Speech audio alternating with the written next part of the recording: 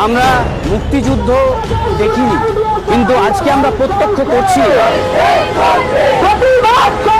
বাংলাদেশের কোটা বিরোধী আন্দোলনের সমর্থনে উত্তাল কলকাতা। বামপন্থী ছাত্র সংগঠনের তরফ থেকে বের করা হলো বিক্ষোভ মিছিল। অগ্নিগর্ভ বাংলাদেশের পরিস্থিতির ছোঁয়া কলকাতাতেও।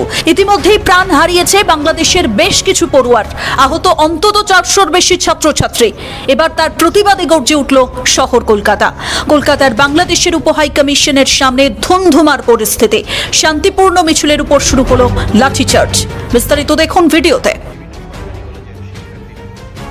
আমরা মুক্তিযুদ্ধ দেখিনি, কিন্তু আজকে আমরা প্রত্যক্ষ করছি যে মুক্তিযুদ্ধ কেমন হয়েছিল বাংলাদেশে। এই ত্যাগ তো সকলে করতে পারে না। যেমন ক্ষুদিরাম 18 বছর বয়সে দেশে স্বাধীন করার জন্য যেভাবে প্রাণ দিয়েছিল, এখনকার ছাত্র সমাজ ভাবতে গেলে ভাববে যে পিছিয়ে পড়বে। কিন্তু আবু সাঈদ, ক্ষুদিরাম এদের থেকে শিক্ষা নিয়ে যে কোনো দাবিতে, যে আজকে ছাত্র আন্দোলন কেন, আজকে দেশের যা বর্তমান অবস্থা, সেই আন্দোলন গড়ে তোলার জন্য এই আবু সাঈদ এবং ক্ষুদিরামের থেকে শিক্ষা নিয়েই আমরা আন্দোলনকে আরো পাথেয় করি।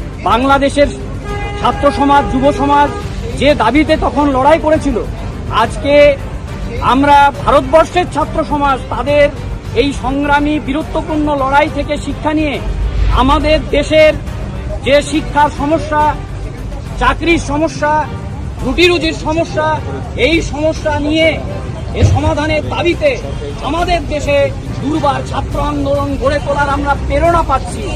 আমরা মনে করি বাংলাদেশের ছাত্র সমাজ যে গণতান্ত্রিক আন্দোলন তারা পরিচালনা করছে, তাদেরকে কুর্নিশ জানাই। শহীদ ছাত্রের কি আমরা মনে রেখে আমরা আজীবন তাকে ভুলবো না, আজীবন তাকে মনে রাখবো।